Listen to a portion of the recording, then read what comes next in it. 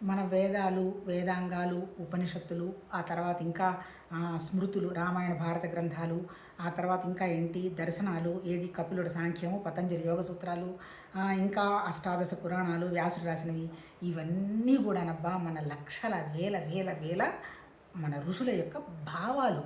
భావాలంటే ఏంటి? వాళ్ళ ఆలోచనలు. కాకపోతే వాళ్ళ ఆలోచనకి మన ఆలోచనకి తేడా ఏంటి? మన ఆలోచన ఎంతసేపటికి ఏంటి? లిమిటెడ్గా ఉంటుంది. నేను, నా శరీరం, నా బంధువులు, నా ఆస్తులు, నా పేరు, నా ప్రతిష్టలు. కానీ ఆ మహానుభావులు ఏం చేశారు? ఈ శరీరాన్ని, ప్రాణాన్ని, మనసుని విలువ ఇవ్వకుండా, ప్రాణంకి విలువ ఇవ్వకపోతే వాళ్ళు ఆహారం తీసుకోకపోతే వాళ్ళ శరీరం కూడా ప్రకృతి వెళ్ళిపోయి ఉండేది.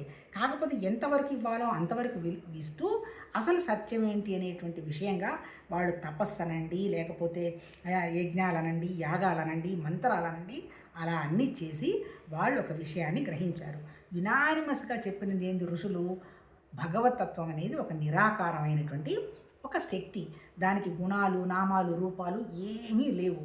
అలాంటి నిరాకారమైనటువంటి శక్తిలో నుంచి వ్యక్తమైంది అన్నారు. ఏం వ్యక్తమైంది అన్నారు? పంచభూతాలు వ్యక్తమైనవి, మనసు, బుద్ధి, అహంకారం వ్యక్తమైంది.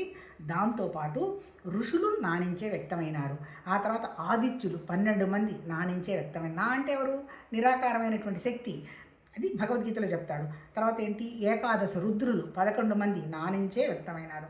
ఆ తర్వాత మనువులు అంటే ఏంటి? మనమందరం మనుషులు నా నుంచే వ్యక్తమైనారు.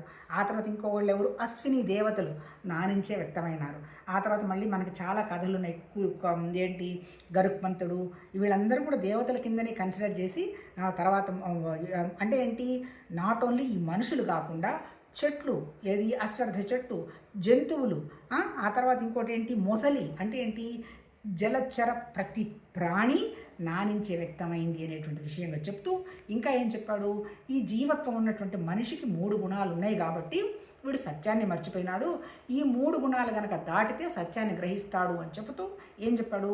ఈ 3 గుణాలు ఉన్నటువంటి మనుషులు కూడా నా దగ్గర నుంచే వచ్చి వాళ్ళు చేస్తున్నటువంటి పనుల వల్ల నాకు ఏ తేడా లేదు. వాళ్ళ స్వభావం మార్చుకుంటే అన్నీ మారిపోతాయి.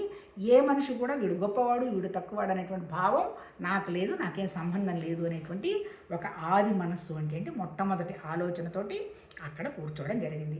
ఆ తర్వాత మనం ఏం చేసాము? మన మనసుతోటి మన సృష్టిని మనం సృష్టించుకుంటూ పోయినాము. ఇప్పుడు ఋషులు ఏం చెప్పారు? వాళ్ళు ఋషులు అంటే ఎవరు? ఆ స్థితిలో ఉన్నవాళ్ళు. అమ్మ, అన్నిటికీ మూలం నీకు వస్తున్నటువంటి ఆలోచనలు. ఈ ఆలోచనలకు అనుగుణంగా నీకు నోట్లో నుంచి వాక్కు వస్తుంది, దానికి అనుగుణంగా పనిచేస్తున్నావు. ఈ 3ని బ్యాలెన్స్ చేయాలంటే మంత్రం, యంత్రం, తంత్రం అని 3 విధానాలు చెప్పారు.